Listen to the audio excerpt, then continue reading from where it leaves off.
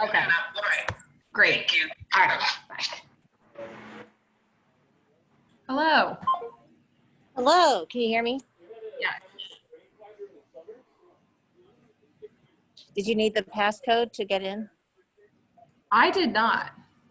Okay, good. That's preferred, because for some reason the whole day the passcodes that I have been assigning them have not worked, and it's given some default passcode that it's driving me crazy. Okay. Oh, Good, no. good, good.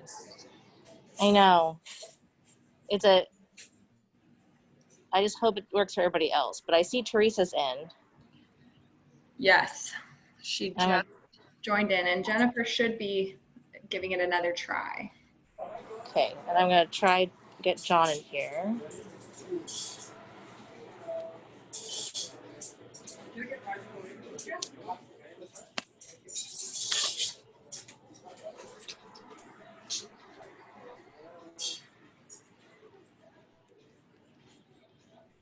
And let's hope we fixed it in time for everybody else. For sure.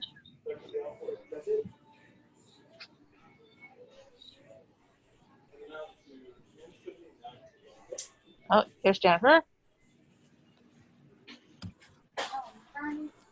Oh, great. And have your 2 slices of pie right here. Then in here is going to be all the sides for the fish and shrimp platter. And then your avocado shrimp stack. And the bottom is going to be the fish and shrimp platter and then the beef sauce. Okay, perfect. Thank You're you. all set. Have a wonderful day. You too.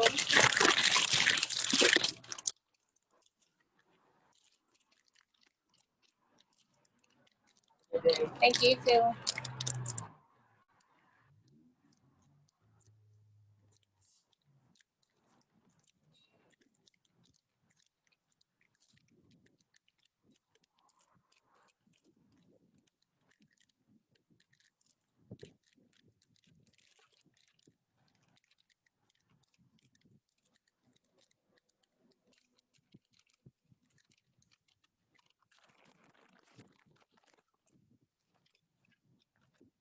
Okay, I'm gonna mute myself.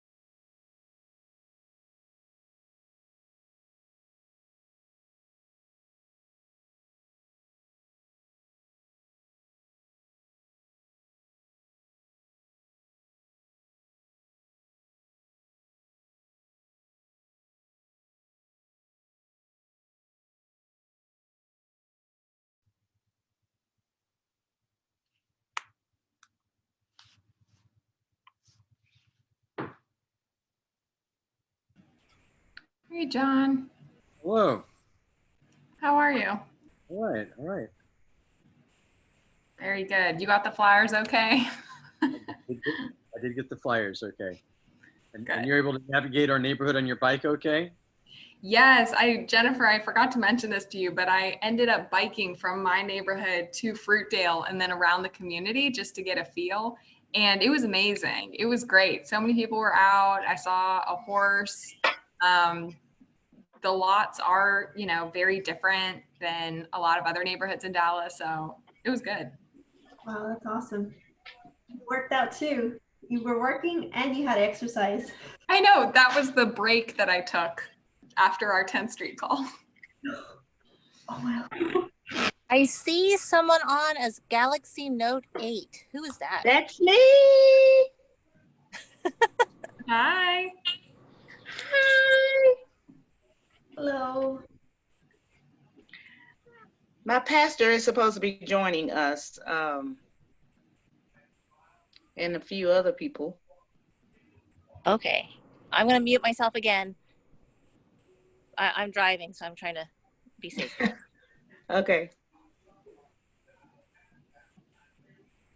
I'll get a sign-in sheet going just so we can take note of who's able to join. Mrs. Rand and Mrs. Green, they had a death in their family last week, so they were in Houston today. She told me that she wouldn't be able to join. Sorry to hear that.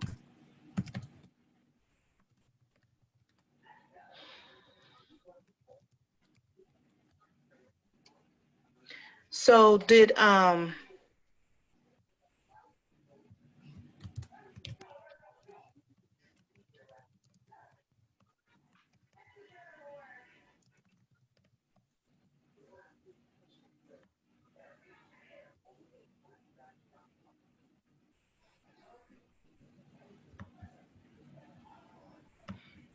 had the I'll go ahead. I can also put it in and put it in the chat there because I know that was.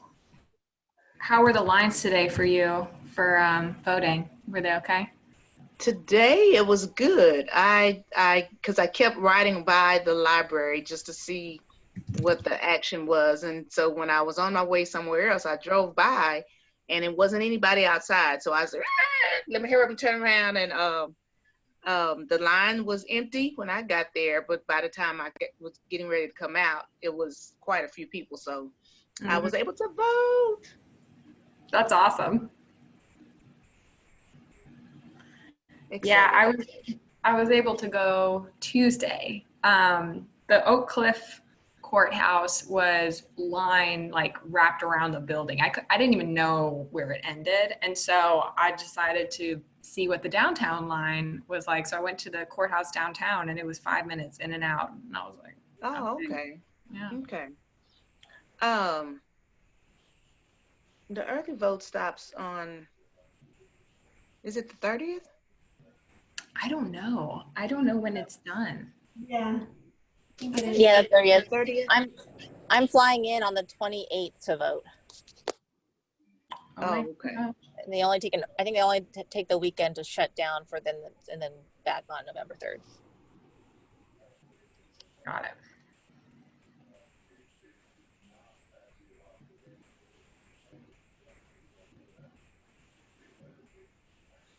Let me get my agenda.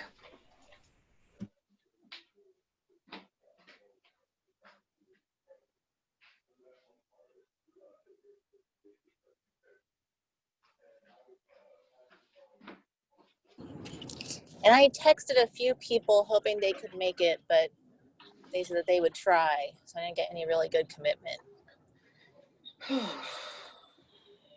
I see that it's recording though. That's a good thing because that can be shared later, right? If people. Yes, definitely. And I have random objects by my bed that my mom thought was very strange. She's like, "What are you doing?" I'm getting ready for a meeting. Those won't be necessary until November. So make sure to bring them or start collecting early. Have your I have a huge collection because I overthink things. So I know, me too. Yeah, okay. Because I was like, oh, well, this symbolizes this, and then this means this, but it also could be a building if we put it on a map. Right? That's all I think about. That's great. So I see a dog picture on your wall, Evie. Is that I don't want to get it wrong. I think my son has a dog like that. A French bulldog? Yes. And his is black and white. Really? Yeah. He let some friends adopt her because she was such a pretty little thing. If the grass was wet, she didn't want to walk on it. So he had her for a long time though. But she was a funny dog. That's so funny. Yeah, it's my sister's dog, and she similarly was very persnickety, very unpredictable. There's something about the breed. I think they're very strange. Sometimes they remind me more of cats in their behavior, but then they're really aggressive. So it's like, oh, okay. Yeah. It's okay. We have a person over here with a lot of hair. Is that John? I need to bring my husband in. You guys can be a team because he hasn't gotten a haircut either. I braided his hair last night because just to see how much I could braid, but he hadn't gotten his hair cut either. Well, Justina doesn't like me to cut my hair anyway, and you know, and we jokingly said that by the time this whole thing is over, because she keeps cutting her hair shorter, and my hair keeps getting longer. And I said, you know, she's going to look like that the bald character from the original Star Trek movie, and I'm going to look like I'm on the Night's Watch for the Game of Thrones by the time this is over. I like my husband's hair long too. It hadn't been long in a long time. I think back in high school is when it was real long, but Yeah, it's definitely long, that's for sure. so we can begin whenever it is 5:40. You guys want to wait some more and give people time to hook up? Is there we give anyone, like? Can we try a few more minutes? I just want to wait until I get into the house. Okay. Sure, Beans. and you said your pastor may be joining, Teresa? Yeah, let me call him. Okay, that would be great. Thank you.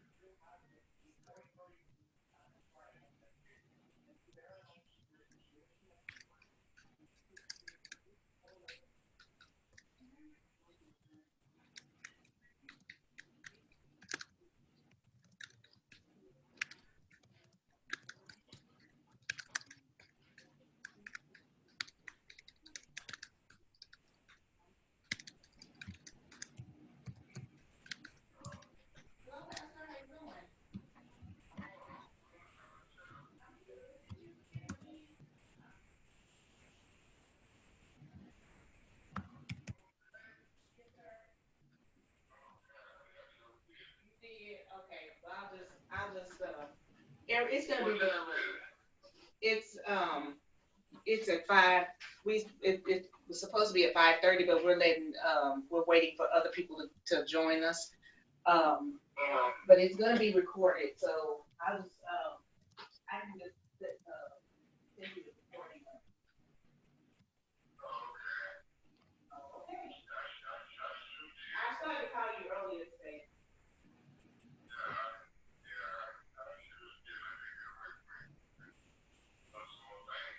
Oh, okay. All right.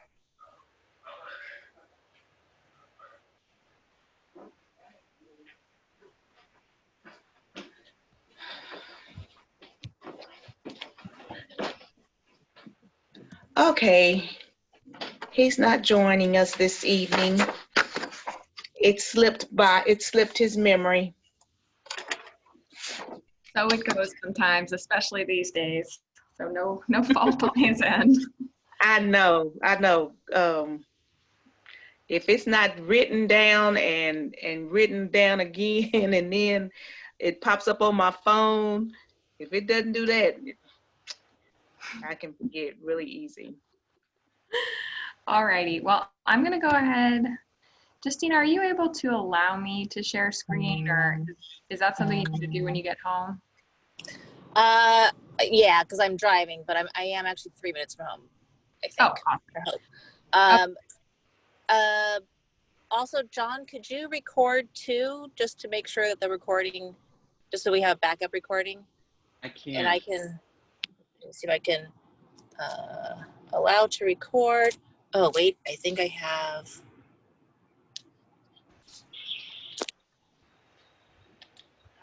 Evelyn, I'm going to assign you as co-host, and that might actually let you share screen. Okay.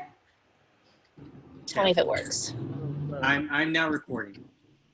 Thank you. Yes, I can share screens. That's great. Okay. So this, I mean, you all are probably the more involved people in the process already. So some of this stuff will probably be background. But I think it's a useful refresher regardless. And then if anyone else joins in, we can backtrack and cover the same bases. Something to, yeah, so we'll just go ahead and get started. So this is the third community meeting, if you count the ones that we had earlier in this year, which feel like a lifetime ago. And it's regarding the neighborhood plan. So as you know, my name is Evelyn Mayo, and Jennifer Rangel is my partner in this project with the Inclusive Communities Project. So Teresa, I don't know if you wanted to just say a few things to open up and, you know, give some context on why we're doing this or any other announcements? No, I would like to open up with prayer as if I was in my homeowner meeting. Dear Heavenly Father, Lord, we just thank you for this day, Lord. We thank you for this opportunity for our minds to be joined together, Lord, in unity, to come together to help and build and design and plan for Fruitdale in the future, Lord. And we just thank you for Miss Evelyn and Miss Jennifer, who have been patient with us, Lord. And we just pray for the neighbors that are here in the area, the community. We pray, Lord, that they would, something would stir them up and want to join and become aware of what's going on around us and to become interested and involved. And Lord, we just thank you for allowing us to continue to keep the faith, keep the hope. And we pray for Miss Justina's safety back home. And we just thank you for John holding up the bloodstained banner while she's been gone. In the name of Jesus, we give you all the praise and glory. Amen. Amen. Thank you for that, Teresa. So this is just a quick agenda. We're going to give a little bit of background on the project to let you all know this is part of a bigger initiative that Jennifer and I are working on, a little bit of recap from earlier in the year, and then a few new pieces and next steps coming into the November meeting. So as we've mentioned before, Jennifer and I are working through the Southern Dallas Neighborhood Self-Defense Project, and it's a partnership between Downwinders at Risk, the Inclusive Communities Project, and Southern Sector Rising. And we've got a brief video that'll explain some of the background, but the idea is that we're really looking to use neighborhood planning as a tool for community self-determination, as well as a tool to address fair housing, environmental justice, and community development issues. So bear with me as just a couple minute video. Dallas has a long history of redlining, environmental racism, and housing discrimination. That is, Black and brown neighborhoods have been zoned to host major polluters and industrial operators. The most recent egregious example is Shingle Mountain, located in a residential community just north of McComas Bluff landfill. Shingle Mountain is a 100,000-ton illegal dump that has disrupted life and caused health issues for the Floral Farms neighborhood residents for almost 3 years. How did Shingle Mountain happen? Could there be another one waiting to form without proactive policies? It happened because of poor land use planning and a lack of environmental oversight. So yes, there could be another Shingle Mountain in the future without intervention. The factors identified in the research by Legal Aid of Northwest Texas are factors that exist in over 50% of southern Dallas. To prevent the next legal or illegal environmental health crisis, Downwinders at Risk partnered with Southern Sector Rising and the Inclusive Communities Project to provide technical assistance and education on how to undo racist zoning in your neighborhood. Addressing racist and dangerous zoning in your neighborhood is an act of self-defense to protect your family and neighbors. The Southern Dallas Self-Defense Project, directed by Downwinders at Risk, Southern Sector Rising, and the Inclusive Communities Project, and sponsored by the Communities Foundation of Texas, partners with neighborhood associations to develop land use plans that write out toxic polluters, enforce fair housing, and center the community's vision for a healthy, safe neighborhood where all can thrive regardless of race, ethnicity, or socioeconomic status. We meet people where they are, whether it is outside someone's front yard, at a recreation center, on Zoom, or by phone. Our goal is to facilitate through grassroots engagement plans for neighborhoods that reflect their life experiences and values. We can provide one-off education events on zoning and land use, or can tailor our full 10-session curriculum to your community's needs, ending with a draft land use vision or plan. The goal is to put neighborhood-driven plans first in the rewrite of the Forward Dallas Land Use Plan, being renewed starting 2020. If your neighborhood association or grassroots community group is interested in working to address racist zoning and land use practices that are negatively impacting your public health, safety, and general welfare, reach out. We can help you through neighborhood planning. We look forward to working together to create a more equitable city that protects you, your family, and your neighbors. And you can see we've got this link at the bottom, and I'm happy to send that out, but it's all pretty much on the website as well. It's funny because that always sounds like an infomercial to me now that I've heard it several times. So I hope that didn't sound like an infomercial to you all. But, so the theory is pretty clear. We think that if you change our target, has, because this was born out of the Shingle Mountain crisis, industrial zoning is of a particular significance to us, but that's just the starting point, because what comes in after industrial zoning, and that's really where the neighborhood plan is super important. But if we change the industrial zoning, we're changing the dangerous land use, preventing that from being near people, and increasing neighborhood equity. So today you'll be hearing about land use and zoning. And one thing to remember is that land use and zoning are two separate things. And we have a very quick example here for you.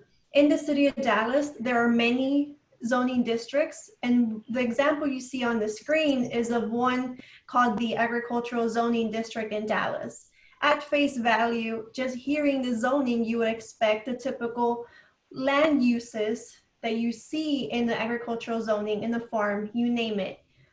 But when you look at the details of a zoning district, it doesn't just tell you what could be allowed based on the name of the zoning district. When you look at the zoning district, you also realize that other uses or land uses are allowed. So for example, someone living in an agricultural zoning could also use their land to have a circus, to put a cemetery, to put a museum. And again, which is why it's so important to know not just what zoning district you live in, but what are the other uses, the other neighbors that could pop up near you. And in the example of having industrial research zoning, a concrete batch plant could be allowed with a specific use permit. So it's just, we have this slide to, again, mention that land use and zoning are two different things, but also that in each zoning district, we have to be aware of what else could be allowed. Next slide, please. So now what is zoning? Zoning is how places like the city of Dallas tell property owners what they could do with their land, and they give them rules. So in a zoning district, you'll have rules about what are the uses you could have on your land. There's different categories, there's residential, commercial, you name it. There's also rules about height, the size of your lot, the numbers for your setbacks from the front, back, and the sides, density, the volume of your buildings, you name it. So this is just to give you an example that there are rules under zoning, and zoning is mandated by the city of Dallas in this case. Next slide, please. In order for the city of Dallas to have their police power to execute their zoning rules, zoning rules have to exist in accordance to a comprehensive plan. And this plan is a citywide plan. And it's really used as a way to serve as a guide to all future council concerning land use and development regulations, but also importantly, for expenditures of capital improvements. And the city of Dallas, currently their comprehensive plan is called Forward Dallas. It was adopted in 2006. In the video, we did state that they would be doing updates this year, but as we've seen online, that have heard online, that has been pushed off until early next year. Next slide, please. Now, I mentioned that the city of Dallas has a comprehensive plan that's citywide, but a neighborhood plan is more specific. And unlike the comprehensive plan, a neighborhood plan looks at every single lot in an area, in a neighborhood in this example. And so your neighborhood plan would be very specific to your neighborhood. And since the neighborhood plans provide more details of on the ground, it takes precedence over the Forward Dallas and city plan commission decisions on land use. And again, it's another tool of self-determination and neighborhood equity, because a neighborhood plan is you putting your voice on the forefront of what you hope to see in your neighborhood and what are the issues that need to be resolved. Next slide, please. So these are the boundaries that we had reviewed by you all earlier in the year. They're also the boundaries that are reflected on the City of Dallas's neighborhood page, but I just wanted to show them again in case there were any glaring mistakes that you all saw or questions about the boundaries. Because setting the boundaries is important, because that's like the plan will be bound by the neighborhood boundaries that you all set, right? So we won't go outside of that yellow box. Does it look okay to y'all? Mm-hmm. Yes. Okay. Yes, I'm sorry, I'm shaking my head. Mm-hmm. But you can. Okay. Great. So we went over this earlier in the year, but we actually did that parcel by parcel analysis to look at the different zoning districts in Fruitdale. So this is zoning, not land use. And so you can see the bulk of the neighborhood, because R7.5 and R5 are both residential, so is R10. So, you know, like 99% of the community is residential. And the difference between the 5, 7, and 10 is basically lot size, right, Jennifer? It has to do with mostly lot size. And then we've got neighborhood service and industrial, but it wasn't even labeled. So those are the zoning districts. What we've done since then is compared the zoning with the land use. And so as you can see, all of these, that residential is reflected in these blues and purples here. And then we've got this parcel of industrial manufacturing, which is the heaviest industrial zoning. And then we've got industrial research. And then we've got that neighborhood service piece right here. So it's really these three parcels along I-45, and these are bigger parcels. These are, you know, multiple parcels, but these three areas that are non-residentially zoned along I-45. But when you look at the land use, and I know I have single family in blue, but essentially everything, the gray, you know, as you can see, the single family is the bulk of this area. I just wanted to highlight the areas with vacancies, vacant lots, churches, and the community center to give an idea of, you know, where there might be pockets of vacant parcels. And as you can see, this industrial section here, industrially zoned section, is not currently being used for industrial purposes. And that's a good thing, right? Because that means that if the neighborhood decides you don't want to run the risk of keeping this industrial zoning here, because like Jennifer said, by right, a lot of heavy operators could come in, the fact that it's not currently being used for that industrial use makes that fight less difficult, right? Because you can say, look, it's vacant. We don't want to bring in concrete batch plants or auto salvage or metal recycling. So let's go ahead and change the zoning to get ahead of that potentially hazardous land use. But that's a discussion for the neighborhood to decide.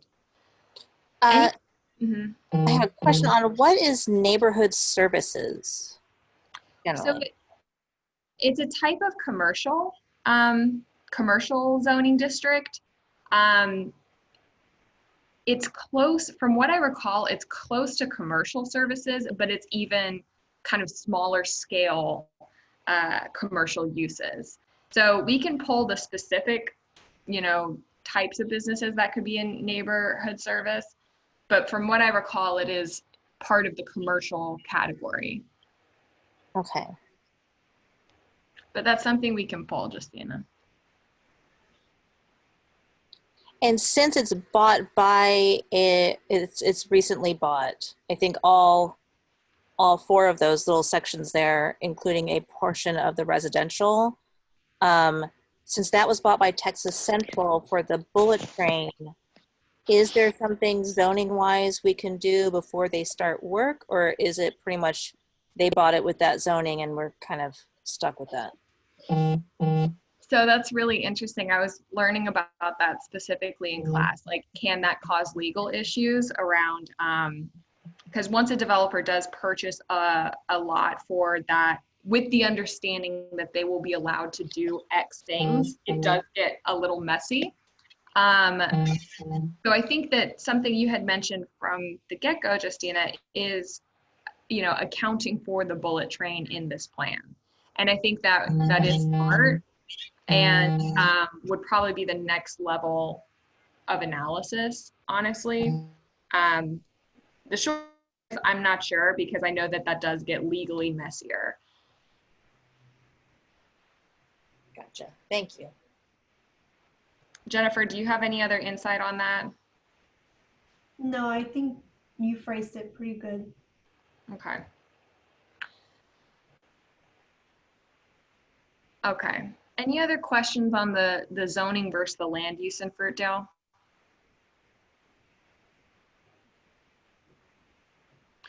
To me, the biggest takeaway is really just that those industrial tracts. And if the neighborhood does decide that they want more, not exclusively residential within the community, considering these, vacant lots, what you'd like to see there. I think that's something to consider too. And in terms of next steps, we've heard from Evelyn about the analysis, what is currently happening in Dell and when looking at land use and zoning. And so the next step would be the vision piece. And for us, we frame it as the vision is truly the backbone of the neighborhood plan, because it's during these conversations that we hear what are the people's priorities. What are some of the challenges that currently exist, and what are some solutions people already have in mind? And we, as you can see from the image here, the visioning session, how we facilitate it is called the Place It methodology, which was created by a urban planner, James Rojas, who throughout the whole world, who does these types of engagements where, it doesn't matter your education level, it doesn't matter if you're not fluent in English, it's a very much so welcoming activity that even kids have done these activities. And so for the next meeting, we'll be talking about what's the vision for you all as residents in Fruitdale. And in order to do that, in the past, as you saw the photos, we would provide all the random materials for you all to build your ideal neighborhood. But with COVID in mind, obviously it's a little bit challenging. And so it's better if individuals bring their own materials to the next visioning session. And again, there's no right or wrong. I mean, people use any random materials. I've had individuals use their pairs of shoes or, paper. It's, again, any random material. And it's really interesting seeing how, these everyday materials, the amazing things that people come up with and people say. And so for the next meeting, we do ask that, yes, it'll be focused on answering, what's your ideal neighborhood, but please do bring the materials. And you don't have to purchase anything. It's just anything you find inside or outside your home. And, the meeting date was set, right, for November 10th. If that's still, I think the flyers went out, so it'd probably be good to keep that date. But, I think maximizing participation is really going to be important for the vision, given that it is the backbone of the entire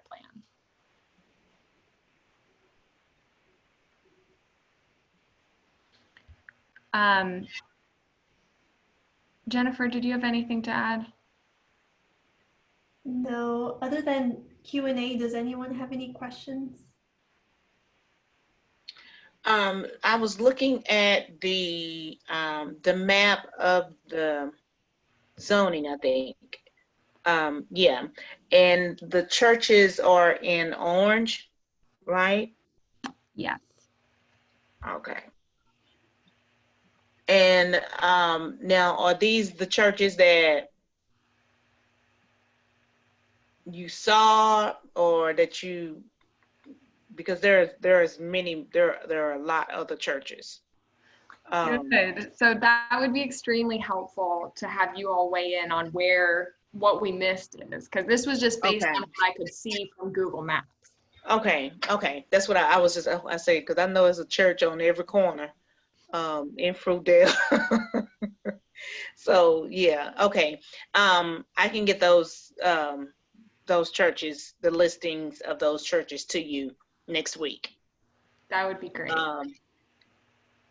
So I guess I can just take the map and just kind of put a little block where the other churches are. Is that what you like?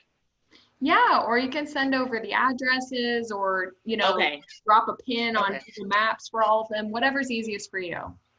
Okay. The other comment, Justina, to your question about the bullet train, I think that regardless of what power they actually have in the end, having a joint platform across the whole community on what you all want to see happen with or without the bullet train could be helpful in leveraging any conversations you have with them. I'm not sure if they've approached the community for like a benefits agreement or any type of anything to offset the impact of the development in the community, but I think regardless, having a joint vision will be helpful. Okay. And Teresa, did they do that? I know they met before I came along. They had been meeting with homeowners and landowners. And I moved in when they started surveying. Did they actually come to the neighborhood association meetings? If they did, they didn't come to Fruitdale. Huh. Well, that sucks. So that's something that needs to be addressed with Miss Carolyn Arnold. Oh. Is that? Oh. Is that? I mean, now that was a question. Yeah.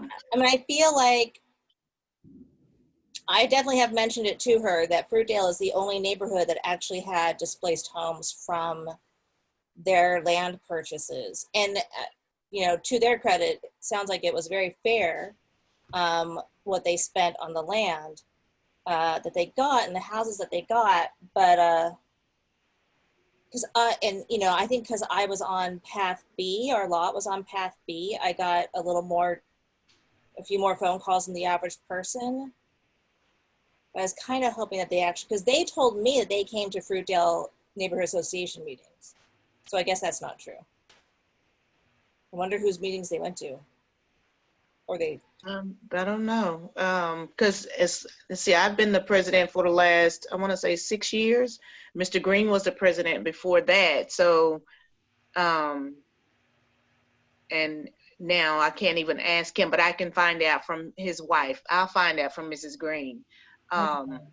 If they ever came to the meeting, because this was been talked about for years. So I'll check into that and see if they did, because I've only been reading about it. I haven't heard anything, personally, about it. Yeah. Okay. And then I'll reach out to a few other people, and I'll reach out to them again. Once they got the land, they stopped emailing me back. The land that they want. But before that, they were really responsive. So I'll try again and see if they'll respond. Okay. Now, is this information that the slides, that the information that we saw, is that something that we can go and print off? Absolutely. Okay. This can be downloaded and printed off or shared to anyone who couldn't make it tonight. Okay. Absolutely. And as far as because I think citywide, it is considered beneficial to have as much residential zoning as possible. But for our neighborhood, where we are 90% residential, is there kind of a template on what to think about moving a residential to commercial? I mean, I think it depends what the community wants, first of all. In terms of, what the city envisions for this community, it's really whatever past plans have outlined. And in Forward Dallas, for example, the previously adopted version, this area is pretty much exclusively residential. And that doesn't mean that, that's the fate of Fruitvale by any means, but I just think it'll be on the community to propose an alternate vision. And obviously, when you have residential areas, there are requirements, like you couldn't put an industrial zoning district right in the middle next to the residential, right? So there are, certain requirements around proximity, adjacency, and whatnot. But are you thinking about having more commercial, like along the neighborhood or peppered throughout, or what are you thinking, Justina? I've seen more along the border, which actually is commercial, like just outside the Fruitdale borders is commercial. Yeah. So I think my thought was more about, I was just wondering I don't know what's positive or negative. I think Justina wants to build an entire filming complex, or maybe it's just me, on our property, on our 2 acres. And we need to get an allowance to do that. Understood. Okay, so this is like an inside job. That is not what I want to do with our house. It's already an animal sanctuary. I think we're good. We call it Idlewild Manor now, but we've been thinking about Idlewild Studios and dog and cat rescue. But seriously, I wanted to ask because of course I was there. The last time that Evie and Jennifer made this presentation to the group, and I'm. I kind of consider myself, just like, loyal soldier to what, whatever Teresa and Justina, are kind of cooking up, for the neighborhood to help out in whatever way, I can, to support that. But I honestly, am kind of curious, because I sat there with a bunch of other people that were listening to you guys try to explain this to us, and and now I've sat through this again, and Justina mentioned like a template, and because I think that was the thing that I kind of got the idea from everybody else, because I watched them kind of flatline a little bit as they were trying to follow, and I don't know if there is like an obvious pathway that a neighborhood like us would pursue, because I think inventing it ourselves, not doing what the 2 of you do it day in and day out, I don't think we have any freaking clue as to what to propose. Got it. True. Exactly. So, I mean, one thing to consider, we've been working with the Floral Farms neighborhood for almost a year. So that's the community where Shingle Mountain is right now, just on the other side, south of 12 and east of 45. And we have landed with them on creating a planned development district. So that's basically a custom zoning district, because what is on the ground right now in their community is not at all reflective of the current zoning. So just by closing the gap between what's happening on the ground and what's on the books has been our main project. And by doing that, the neighborhood's been able to, they have the benefit of knowing that their current land uses are going to be formalized. So right now, the pavilion that a family built could be a code violation. In the future, that'll be part of what's allowed in the zoning district. Same with accessory dwelling units. Same with, restaurant / food service out of a home. So we're being very creative and flexible by translating, the vision, the dream into the zoning. And the first step in Floral Farms, at least, was just reconciling that massive gap between what's on the ground and what's on the book. In Fruitdale, I don't know if that's as much of an issue, right? Because there may be some things like having designated pasture areas, like maybe a lot of these vacant parcels are currently used informally as pastures for horses. I'm not sure, but that might be something that if that were to go away and all of the vacant parcels were to be removed, would dramatically change the character of the community and the daily uses. I'm not sure, because that's y'all's reality. I don't know what's happening on the ground the way that you do. Right. So I would think about it in those terms as well. Like, what is happening that you love and that you want to preserve? And is it having community garden? Is it having a formal urban agriculture district? What do you want to preserve and make that formal as part of the zoning code? And then what do you want to envision? And how can we make the code flexible enough to allow for that? So that was kind of long-winded, but did that make sense? No, well, I get it. I get it. And the thing is like, I fear that, the two of you are used to things moving at a glacial pace, just because of the very nature of this stuff and how it works. And I also look at this and I go, well, listen, if anybody knows this neighborhood and everything inside and out, it's obviously Teresa. And if anybody has really in the past, year and a half, a couple of years, really, got her feet wet in a major way and got indoctrinated into, into your world and what's going on, as well as being here in the neighborhood, is Justina. And it just seems to me that if you four, basically came up with, a more direct proposal, or like a couple versions of it, and then brought it to the neighborhood, brought it to the other people that, like me, kind of nod our head and try to catch up with you, that might move it a few steps ahead, rather than asking, the other people that were sitting in on that last meeting to come up with ideas, because I didn't see a lot of ideas springing up from those people, and they weren't even springing up from me, and and I was working hard at it. So is that a viable idea?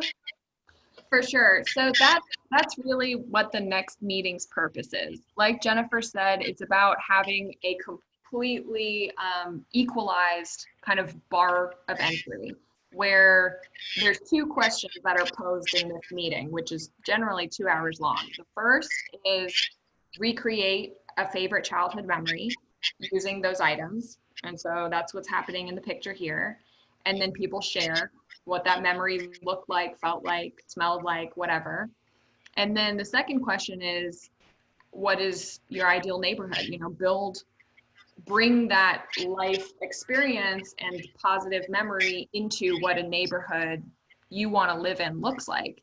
And it's amazing how consistent these, you know, the community members who barely knew each other at the start of this process all shared very similar memories that then led them to build very similar futures. So there was this collective vision that came out of these two very simple questions.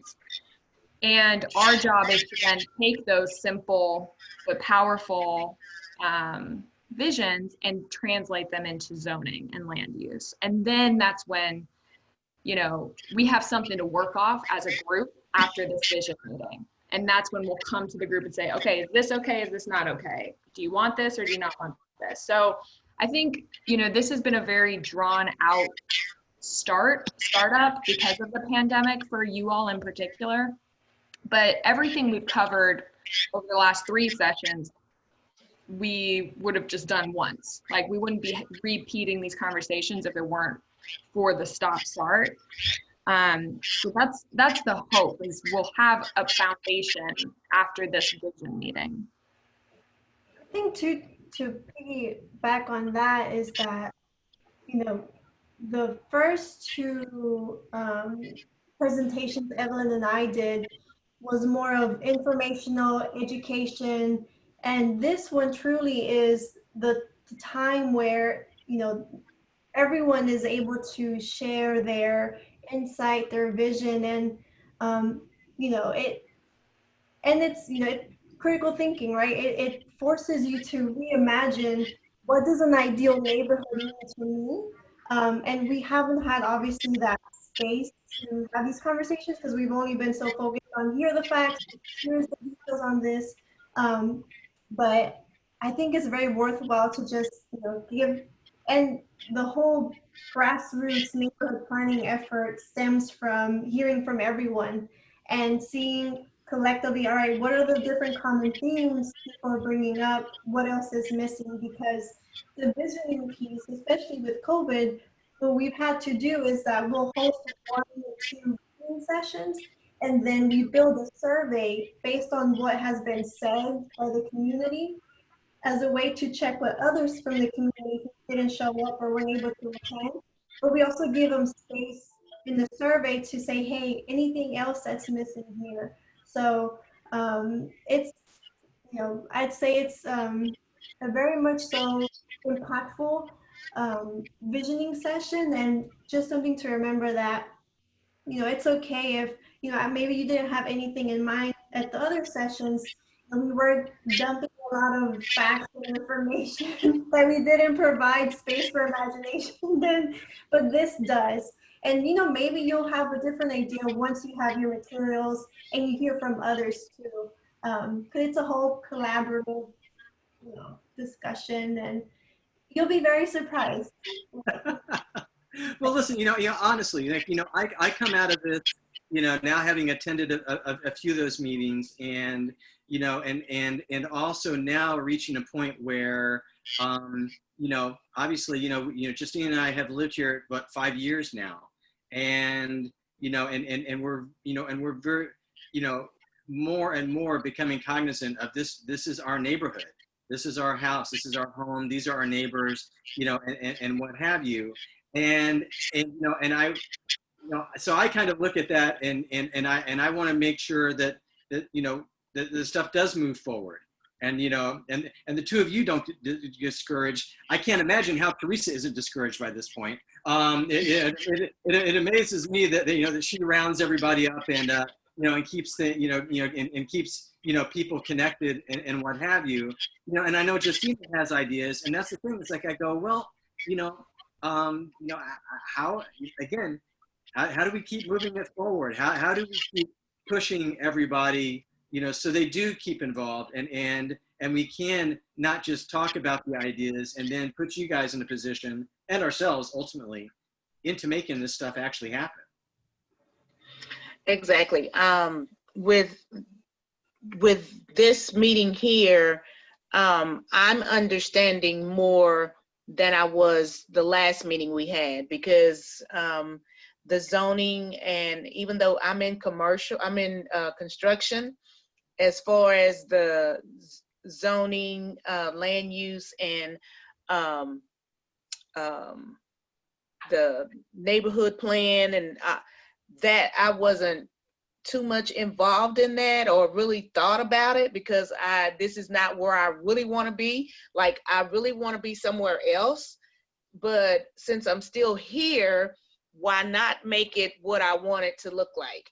And so I'm just thankful that Justina is down the street and has moved in, because she has a lot of things that she knows about, that I'm thinking about, but she knows how to say it, and she knows how to bring it out. And so with the critical thinking that Jennifer was talking about, like it's probably best for us to already have something together and just kind of bring it to our people and say, okay, this is what this is what we have been working on, and this is what we would like to see, but what is it that you want to see? Because I think with the new neighbors that are coming in, it's so many different people that are in this neighborhood now, versus before, before I even took on presidency.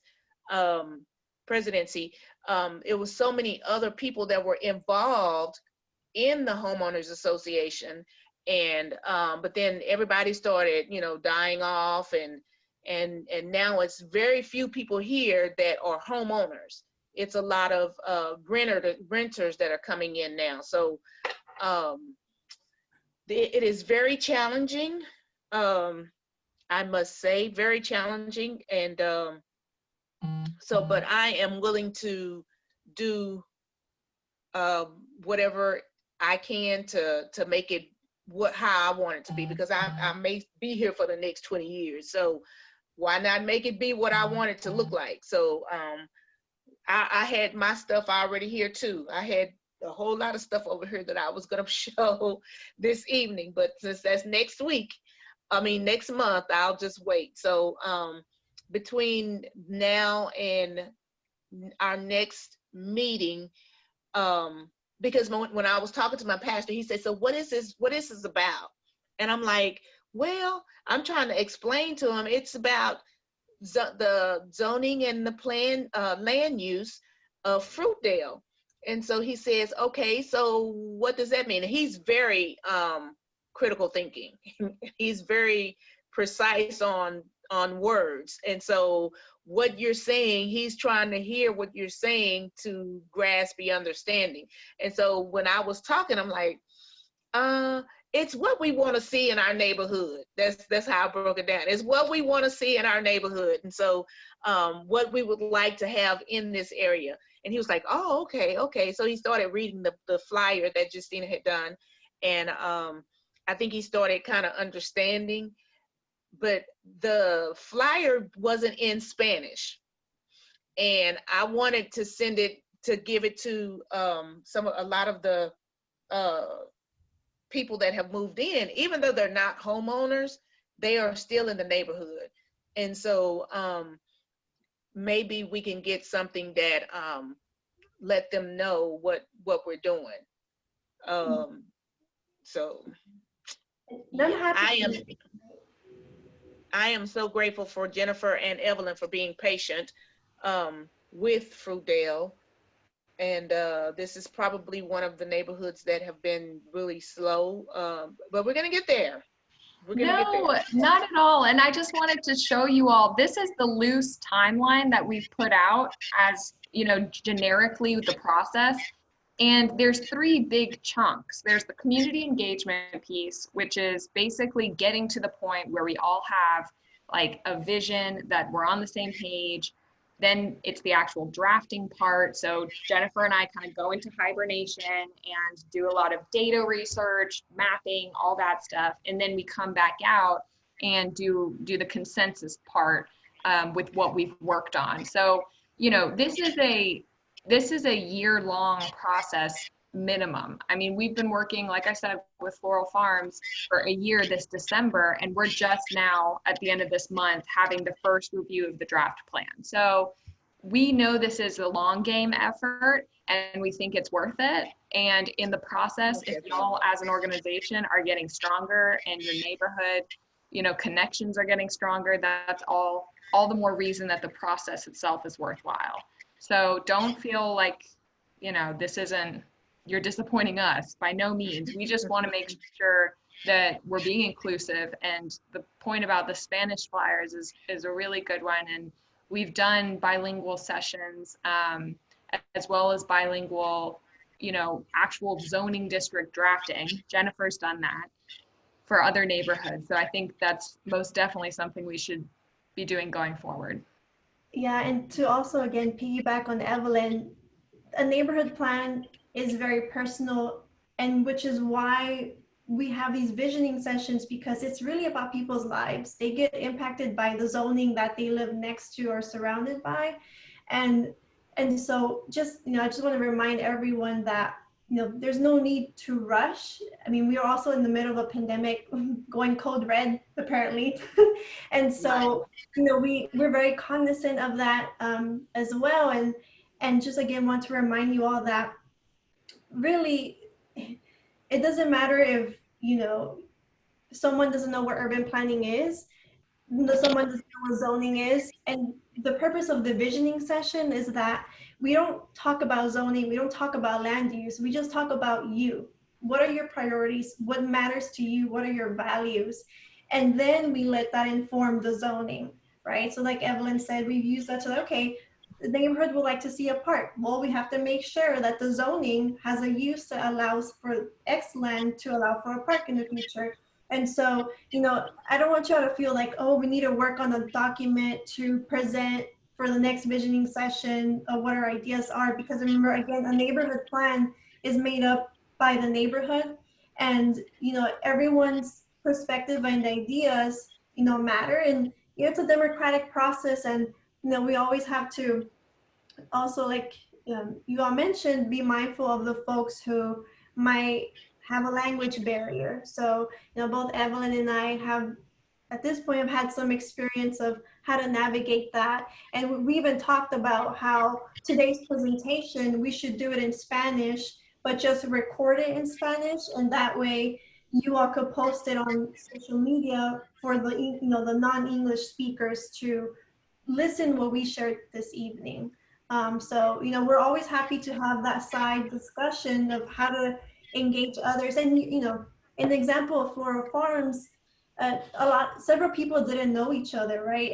And comparison to Fruitdale has a lot more people living in the neighborhood. And it was just beautiful to see how people got to know each other, right?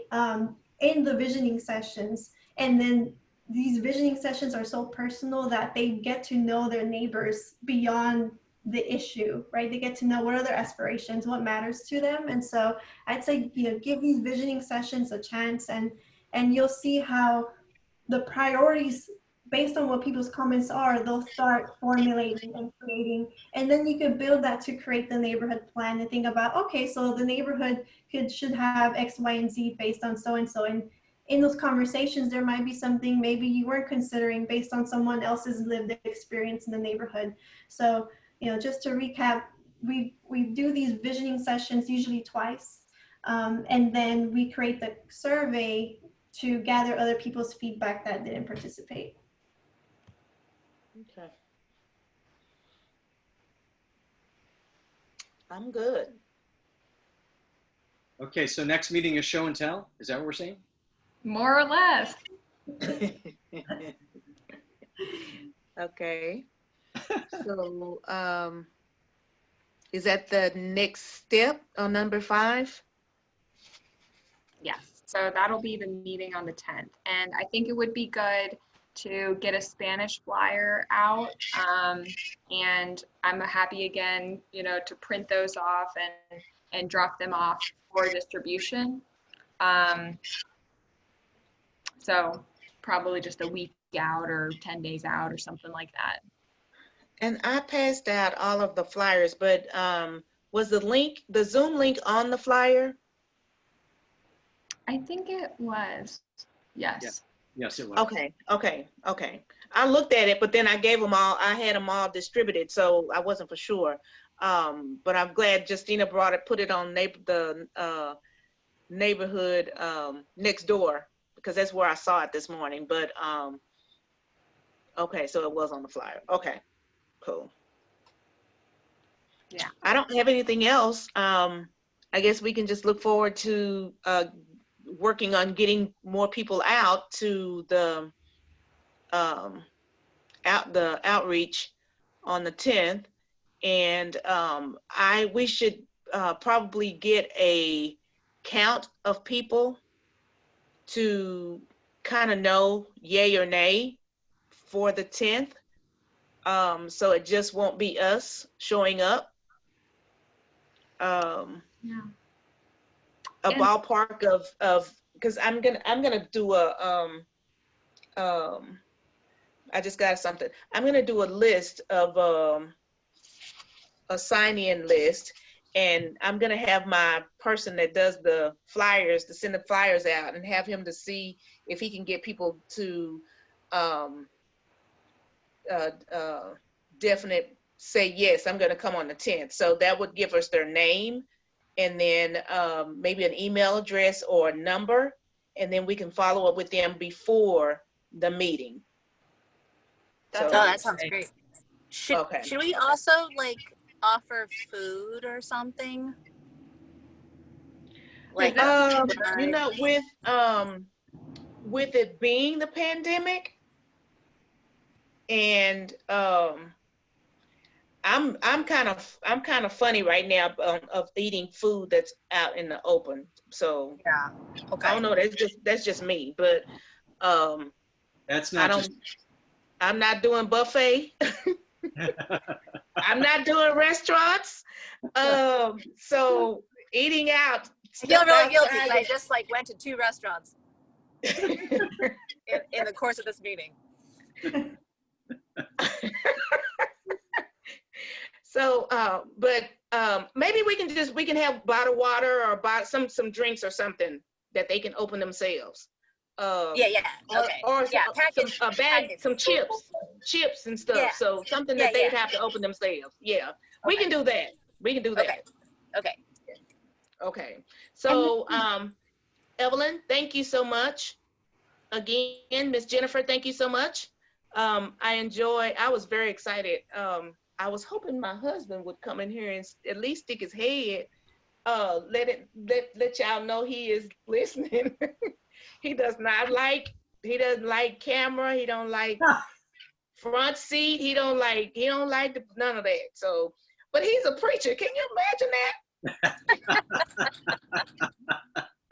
He's one of those backseat preachers. He like to be real quiet. When it's time for him to preach, that's when you can hear him. But other than that, he's a very quiet person. But thank you again for Miss Justina. Thank you for linking us up with the Zoom passcode and the ID. My expectancy is to have at least 20 to 25 people in the outreach. Hopefully, at least 20. At least, right? Yeah, and I'll be in town for 2 days in October. So I'll actually do some flyering too. Okay, good, cool. All righty, thank you all again. Thank you. Everyone. Have a good evening. Have a great weekend. Bye. Bye-bye.